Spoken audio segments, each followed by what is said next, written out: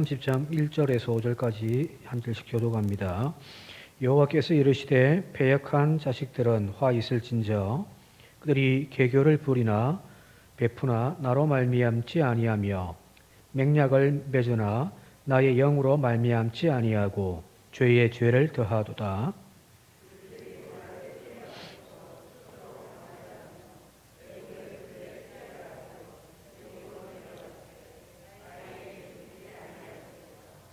그러므로 바로의 세력이 너희의 수치가 되며 애굽의 그늘의 피함이 너희의 수욕이 될 것이라.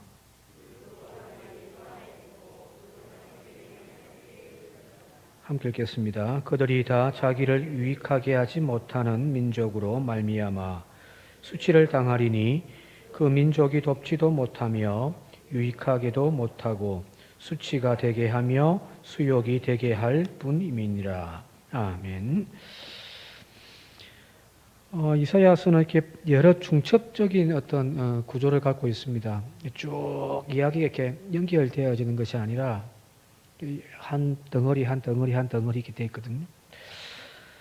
오늘 부분은 28장, 29장에 하나님이 유다를 심판하시겠다라고 하는 그 앞부분은 이제 하나님이 열방을 심판하시겠다라고 하는 이야기가 쭉 나오고, 여기 이제 28장, 29장에 보면은 하나님이 유다를, 그의 백성 유다를 이제 심판하시겠다고 하는데, 앞부분이 28장, 29장에서는 유다의 내면적인 이유 때문이에요. 어떤 종교적인 타락, 또 정치적으로 어떤 무능함들, 또 불의의 세력들로 말미암아 하나님이 유다를 치시겠다라는 거고요. 오늘 이건 30장에 보게 되어지면 이제 유다가 임하는 하나님의 심판이 외적인 이제 요인에 대하여 하나님이 설명을 하시는데, 이 외적인 요인이라는 것이 뭐냐면은 어떤 국제적인 정세예요. 이미 저 앞부분에서 한번 이야기를 했는데, 저 북쪽에 아시리아라고 하는 큰 나라가 있고, 저 그 밑에 이제 남쪽에는 전통적으로 이제 강대국이었던 애굽이 위치하고 있단 말이에요. 이제 여기 사이에서 이제 줄타기를 해야 된단 말이에요. 지금 우리나라가 그렇잖아요, 그죠?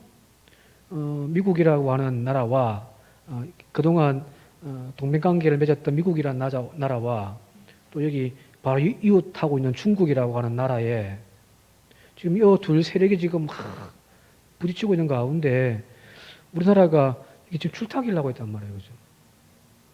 얼마 전에도 이제 정상회담을 했습니다만은 이쪽부터 가지고 해버리면은 여기서 막 날리고, 또 이쪽에 또 섭섭하게 하면은 또 여기서 난리가 나니까 아주 지혜롭게 해야 되는 것이 지금 대한민국의 위치. 그래서 문재인 정권이 어느 정도 그건 또 잘 포지션을 잡은 것 같은데, 이제 중간지대에서 이렇게 조율하는 역할을 감당하겠다. 그죠? 이 편도 저 편도 아닌. 여기 지금 유다가 그렇단 말이에요. 아시리아와 애굽의 그 중간에 끼어 있는 그들이 지금까지는 아시리아의 통치를 받고 있습니다. 조금 갖다 바치고요. 그런데 여기 지금 이 국제 관계 속에서 살기 위한 방법으로 한쪽으로 기울어져 버리는 그런 어떤 처사를 이제 하나님이 보시고 이제 책망하시고 이제 심판에 대한 이야기를 말씀하시는 거예요. 전체적인 내용은 뭐 그렇습니다만은, 자, 지난 시간에 우리가 29장을 읽으면서 그 닫혀진 그 어떤 글을 읽지 못하고, 그죠? 영적인 문명에 대한 제목으로 이렇게 말씀 나누지 않았습니까? 하나님의 계시가 이렇게 봉해져 있더라는 거잖아요. 하나님 말씀을 읽으라고 줘도 나는 글자를 모른다고 하면서 이렇게 또 알지 못하더라. 이렇게 봉해져 있는 거죠. 하나님의 계시가 닫혀져 있는 거예요. 사람들이 깨닫지를 못하는 거죠. 자, 그 이야기는 무슨 이야기냐면은 이미 저 앞부분에 6장에 하나님이 성전에서 이사야에게 사명을 주시는 이야기에 그 이제 구체적인 사명의 계시의 이야기들이 뭐냐면, 너는 가서 백성들로 하여금 깨닫지 못하도록 그들의 눈이 어두워지고 그들의 귀가 닫히게 해라 그런 거예요. 그죠? 그리고 마지막에 이제 이사야가 제자들 앞에서 하나님의 그 말씀을 봉해버린단 말이에요. 그게 앞부분에 나와 있어요. 이사야가 하나님의 예언을 가지고 세상 나가서 왕에게 또 지도자들에게 아무리 외쳐야 된들 아하스 왕 시대에는 그 하나님의 말씀을 듣지를 않는 거예요. 돼지에게 진주를 던질 수 없잖아요. 그죠?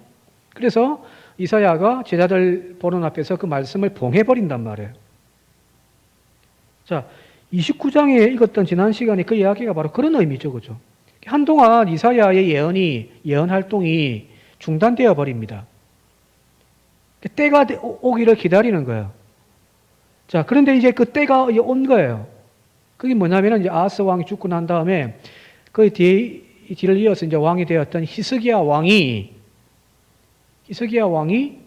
그 자리에 왕의 자리에 오르고 난 이후에 계속해서 뭘 하냐면은 종교 개혁을 일으킨단 말이에요. 그죠? 잘 아시는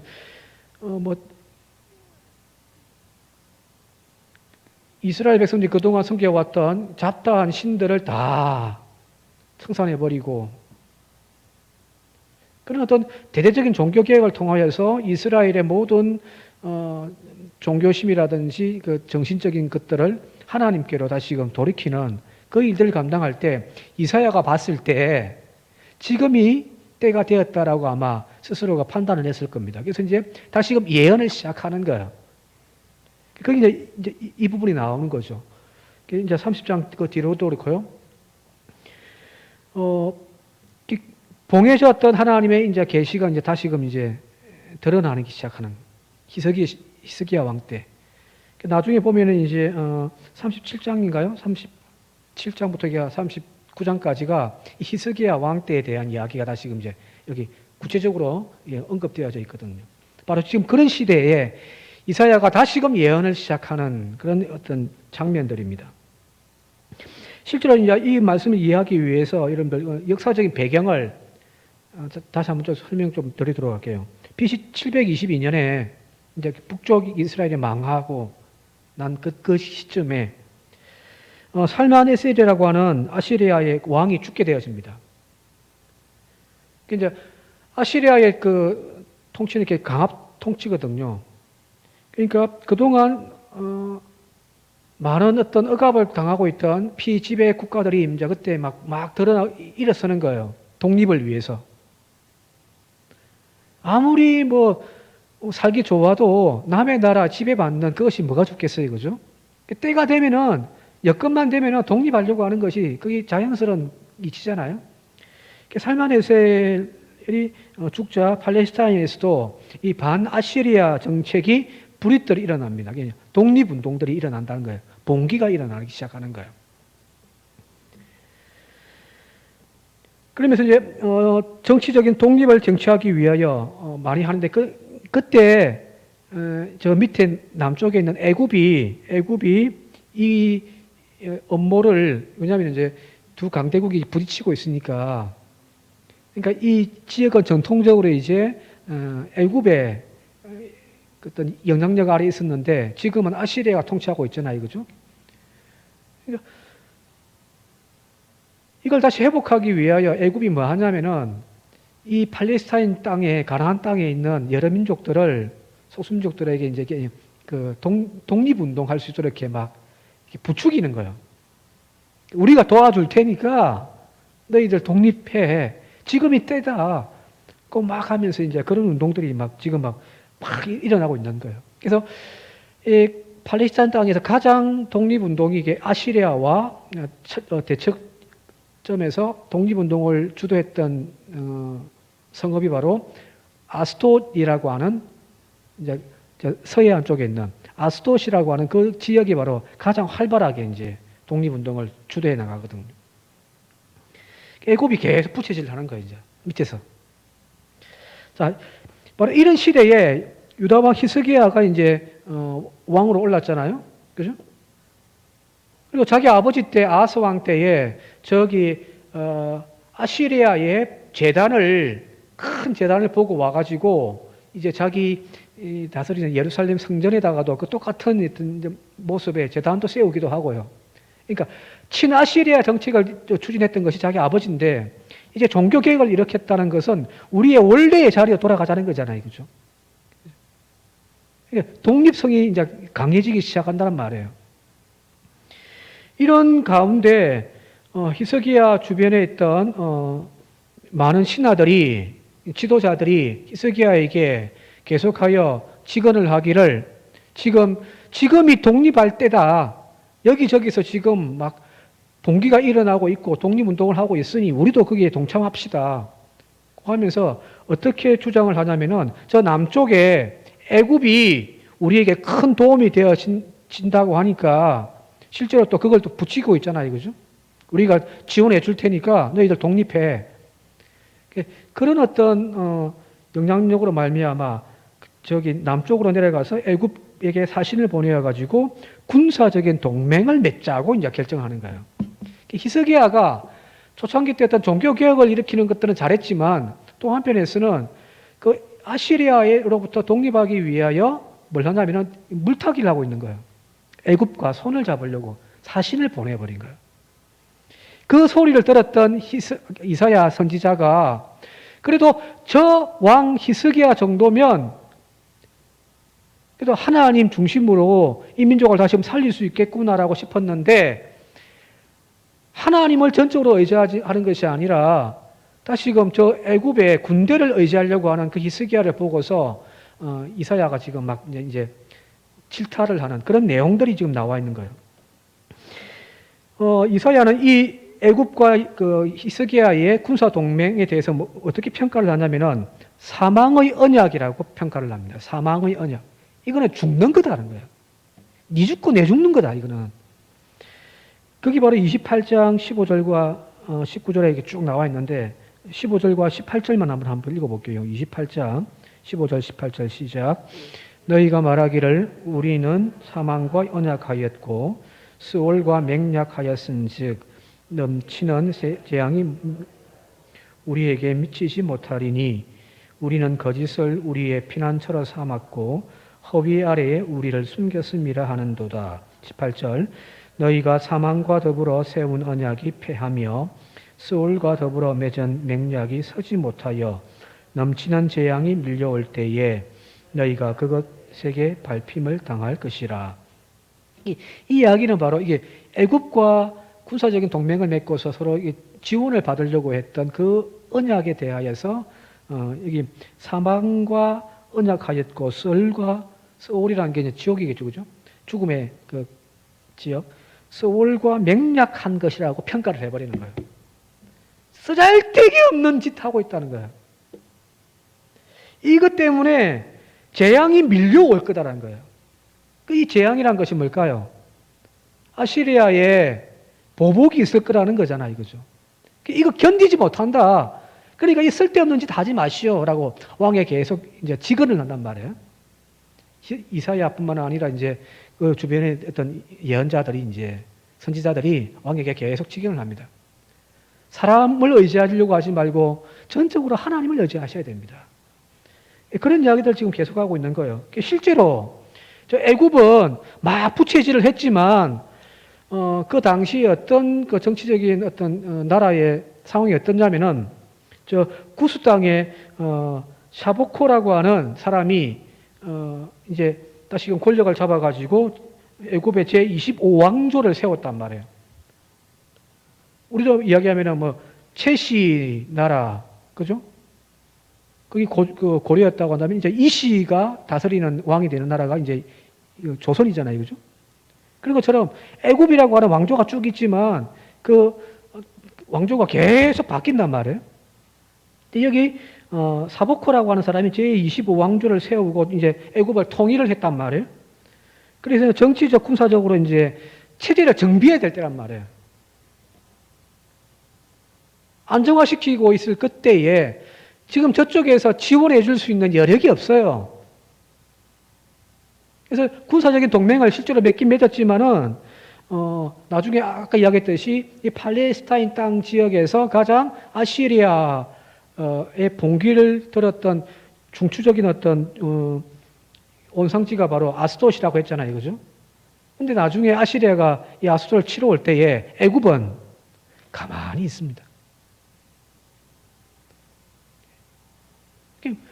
도와주겠다고 팍 부추겨 놓고서 그래서 덤벼라고 해놓고 내가 뒤에서 이제 내가 도와줄게 해놓고서 나중에는 그냥 나 몰라라 해버렸단 말이에요. 나중에 이제 히스기야가 아시리아에 대해서 이제 봉기를 들고 이제 반아시리아 정책이 이제 그 지역에 이제 1인자를 이렇게 막 해가지고 막 하거든요. 그래서 아시리아로부터 이제 나중에 전쟁이 일어나서 예루살렘이 포위되기 될 그때에도 마찬가지예요.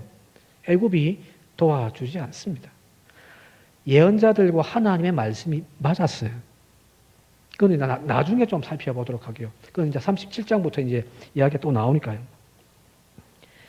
하나님보다 애굽의 말과 전차를 의지하려고 했던 것이 바로 유다의 히스기야 왕이었고 또한 그 지도자들이었다는 거예요.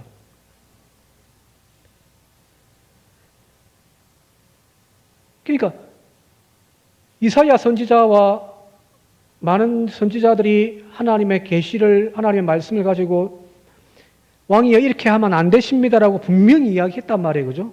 아까 이야기했듯이 이사야가 그의 아버지 아하스 왕 시대에 예언을 시작하다가 중간에 활동을 멈춰버리고 말씀을 봉해버리고 이제 또 때가 되어져 가지고 히스기야 왕은 괜찮겠다 싶어가지고 다시금 활동을 시작했는데 웬걸요?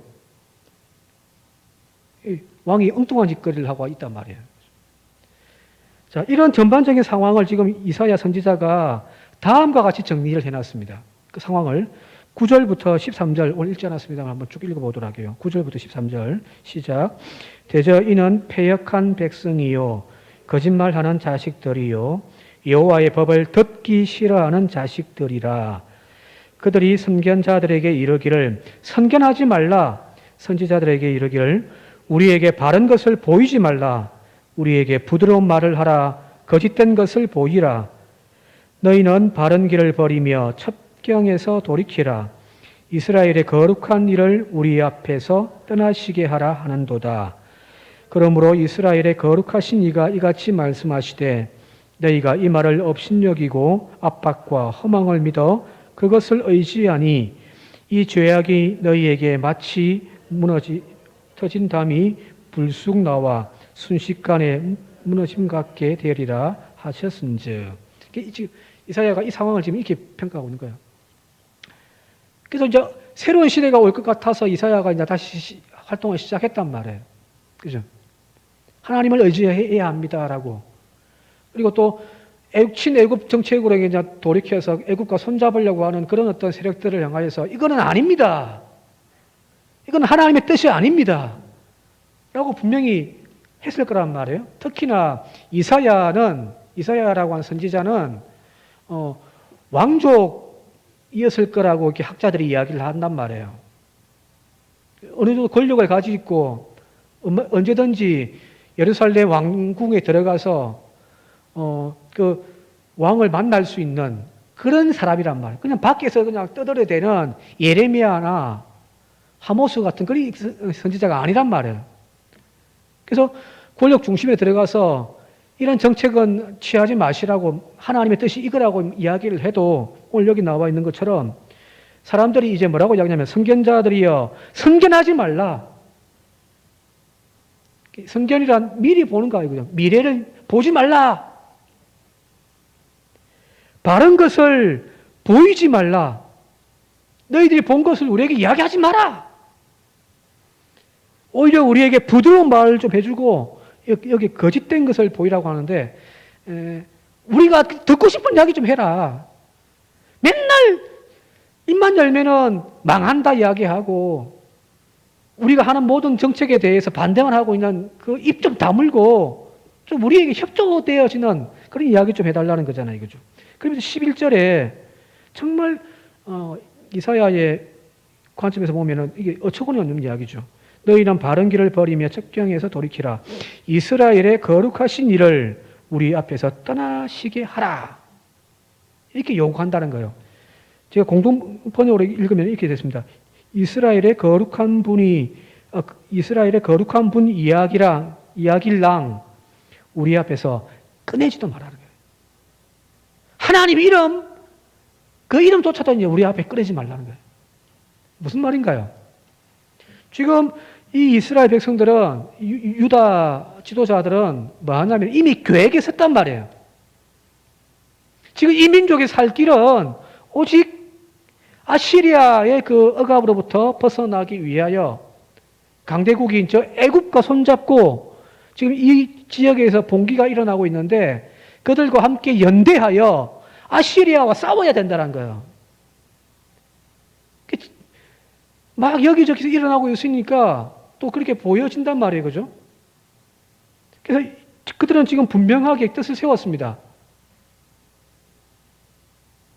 그런데 지금 자꾸 이 선지자들이 와가지고 그렇게 하지 말라고 이야기하는 거잖아요. 하나님의 뜻이 그게 아니라고 이야기를 한단 말이에요. 그러니까 이 사람들이 뭐라고 이야기하냐면 하나님 이름이랑 꺼내지 말라는 거예요. 너희들이 보았다는 것 우리에게 말하지 말라는 거예요. 오히려 지금 우리가 애굽으로부터 지원받고 하는 이 모든 계획에 방해만 되어질 뿐이다라는 거잖아요. 그죠? 지금 그 이야기예요. 선지자들은 아마 선지자들은 이렇게 이야기했을 거예요. 그 길로 내려가지 말라. 사람들을 의지하지 말고 군대와 군마를 의지하지 말라. 오직 만군의 주 여호와만을 전적으로 신뢰하고 그분만 의지해야 된다. 그죠? 그렇게 계속해서 이야기를 하는데 이 선지자들의 말이 이미 애굽인들과 손잡고 있는 악수를 하고 있고 그죠?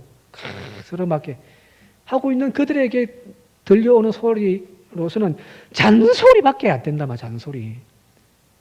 그래서 선견자 입을 막아버리는 거죠. 자, 오늘 우리도 이런 신앙을 이런 잘못되어진 경험들을 수없이 반복하고 있는 거예요. 같이 따지고 보면요. 하나님을 신뢰하고 그분 앞에 엎드려 기도하면서 그분의 뜻을 구해야 하는 것이 그게 우리의 인생의 가장 첫 번째, 그죠? 그래서 먼저 그 나라와 그 의를 구하라는 거예요. 그게 하나님의 말씀이잖아요. 주님의 말씀이기도 하고, 그죠? 근데 우리는 하나님께 엎드려서 그 뜻을 구하기보다는 먼저 내가 판단하고 내가 계획 세우고 내 의중이 먼저가 되어지는 거예요. 계획 다 세워놓고서 이제 하나님 앞에 엎드려서 기도하면 하나님 좀 도와달라고 우리는 하고 있단 말이에요. 이미 내가 결단했고 그것을 이제 꺾지 않으려고 하는 거예요. 만약 목사가 가가지고 이거는 신앙적으로 바르지 않은 것 같습니다. 조금 다시 한번 생각해 보십시오 하면은 그분은 아마 저하고 이제 만나지도 않을 거예요. 그죠?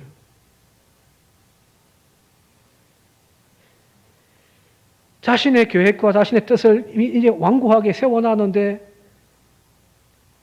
하나님이 들려오는 말씀은 오히려 잔소리처럼 들려주고 이렇게 하나님 좀 간섭하지 마세요. 이렇게 돼버리는 거란 말이에요.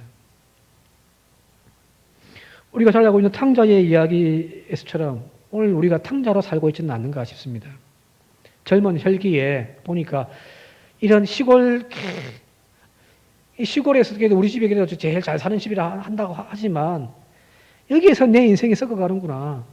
세상 나가가지고 멋지게 한번 살아보겠다라는 거잖아요. 그죠?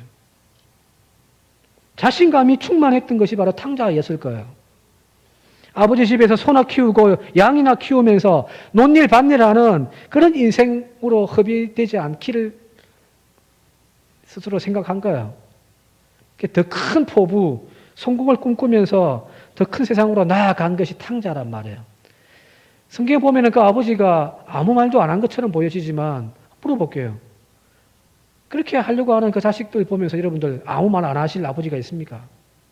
아마 이야기했을 거예요. 그죠? 그 철없는 생각이다. 아버지한테 죽어야 받는 그 유산을 지금 달라고 하고 그 갖고 나가겠다고 하는데 가만히 있을 아버지가 있겠어요. 그죠? 이 소리 아마 저 소리 했을 거란 말이에요. 반대하고 충고하는 그 아버지의 말을 대하여서 그 탕자는 분명히 이렇게 생각했을 거예요. 꼰대 같은 소리 하고 있다고. 꿈도 없는 늙은 노인의 소리로밖에 듣지 않았을 거란 말이에요. 왜? 내 계획이, 내 꿈이 지금 확고하게 자리 잡혀 있기 때문이에요. 아버지가 아무리 좋은 충고를 하고 이야기를 해도 들리지가 않습니다.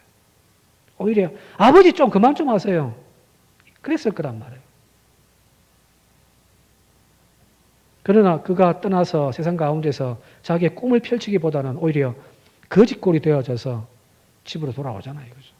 아버지 품으로 돌아온단 말이에요. 오늘 우리도 마찬가지입니다. 나의 행복을 보장해 줄 것처럼 여겨지는 저 세상 것들을 의지하지 않길 바랍니다. 인간의 계획이 아무리 위대하고 철저해 보인다 할지라도 하나님의 생각에 비교할 수가 없단 말이에요. 왜 자꾸만 그 어리석은 고집을 부리냔 말이에요.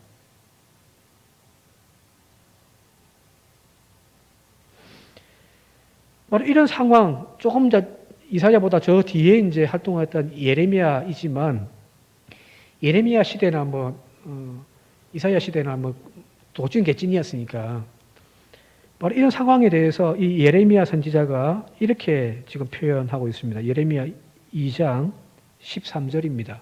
한번 함께 읽어볼게요. 시작. 내 백성이 두 가지 악을 행하였나니 곧 그들이 생수의 근원이 되는 나를 버리고 스스로 웅덩이를 판 것인데 그것은 그 물을 가두지 못할 터진 웅덩이들이니라. 이 백성이 지금 두 가지의 큰 잘못을 저지르고 있는데 첫 번째는 생수의 근원인 나, 하나님이죠. 나를 버렸다는 거예요. 생수의 근원, 쉽게 이야기하면 운물이죠. 그죠? 퍼도 계속해서 채워지는 그 운물이 있는데 이 운물을 버려버렸단 말이에요. 이 운물 갖고는 너무 답답해서 못 살겠다. 큰 도시로 세우려면 이 운물 갖고는 안 된다. 더 큰 물탱크를 만들어야 된다는 거예요. 그래서 자기들마다 이렇게 전부 물탱크들을 다 만들었는데 그래서 거기에다가 물을 채워놓고 이제 한단 말이에요. 더 이상 그 생수의 근원이 운물을 사용하지 않겠다. 오히려 우리 집에 물탱크 하나 수도관을 만들어가지고 물탱크를 채워가지고 끊임없이 공급받겠다. 그거잖아요. 근데 문제는 이 물탱크들이 물 웅덩이가 밑바닥이 터져버린 깨져버린 웅덩이라 아무리 갖다 물을 부어도 채워지지를 않는다는 거예요. 그게 인간의 생각과 하나님의 생각이 다른 거예요. 우리는 자꾸 이것만 고집한단 말이에요. 내가 세운 계획, 이걸 하나님의 말씀 앞에서 포기를 하질 않습니다.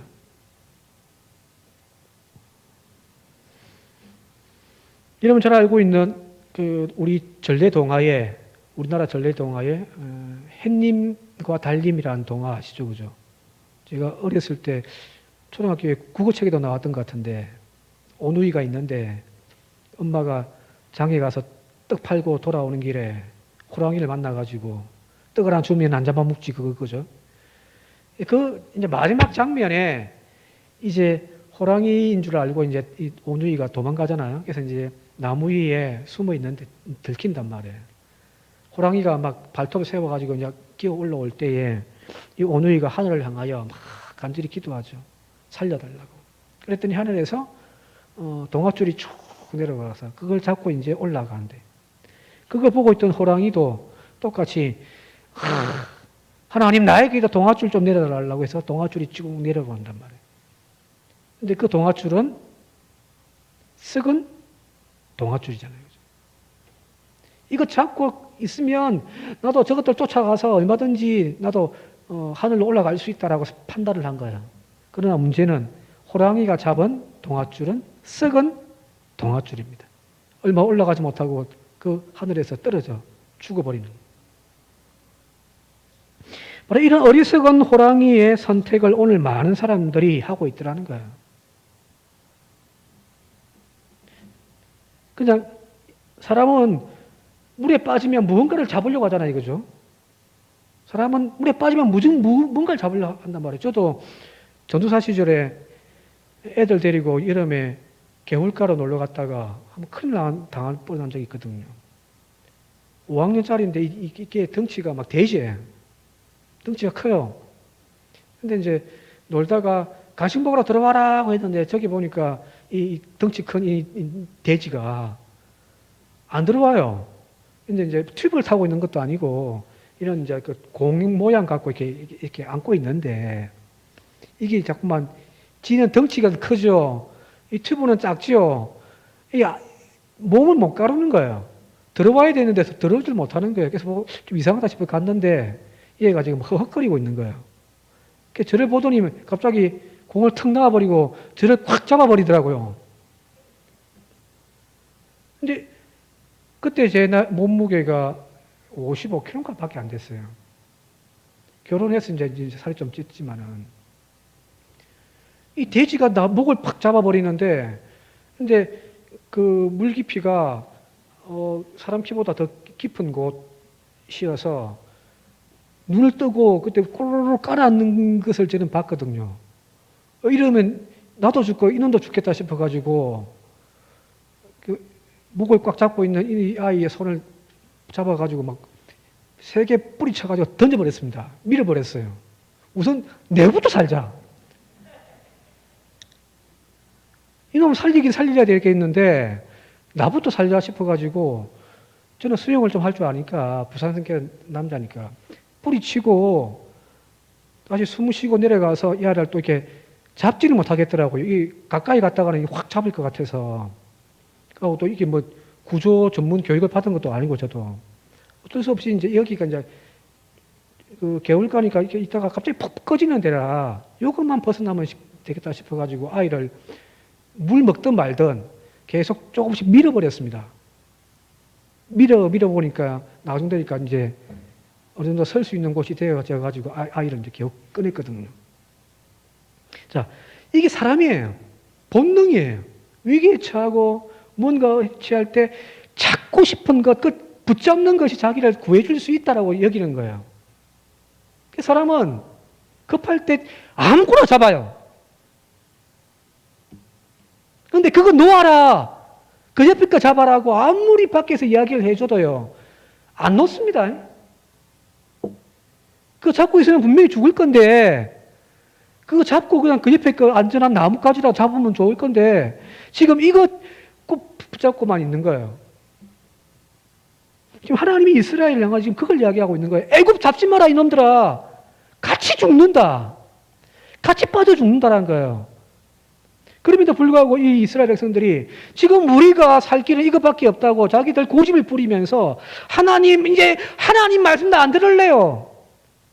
선견자들 너희들 이제 말도 하지 마. 이걸 하고 있단 말이에요. 오늘 우리는 똑같은 어리석은 잘못을 저지르고 있지는 않는가라는 거예요. 지금 내가 붙잡고 있는 이것이 정확하게 한번 보십시오. 뭔지를요. 사람인지 물질인지 하나님이어야 합니다. 하나님을 붙잡아야 산단 말이에요. 떠내려가는 통나무 붙잡고 있으면 당장은 살죠, 그죠? 숨을 쉴 수가 있으니까. 근데 폭포에 그 떠내려가는 그 통나무가 무슨 의미가 있어요? 같이 떨어 죽는 거지.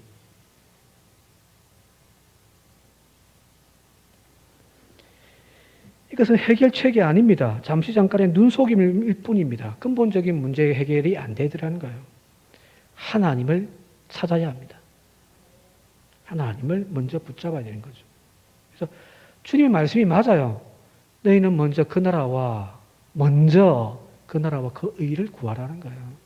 그래야 사는 거거든요.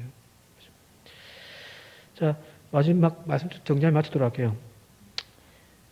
내가 적은 답안지, 문제지를 받아가지고 거기에 내가 답안지를 적어냈는데 내가 적었다고 해서 내가 아는 만큼 적었다고 해서 이것이 정확하게 100점짜리인가? 아니에요.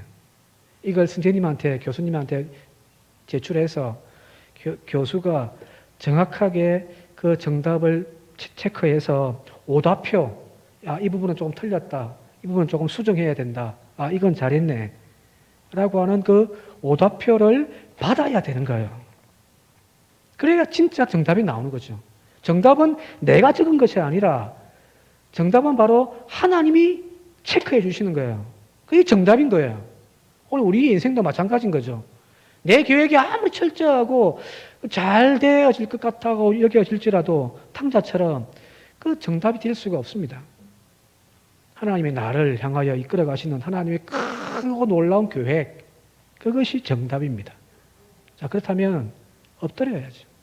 하나님을 찾고 붙잡는 그런 저와 여러분들이 되어줄 수 있기를 이 시간 주님의 이름으로 축원드립니다.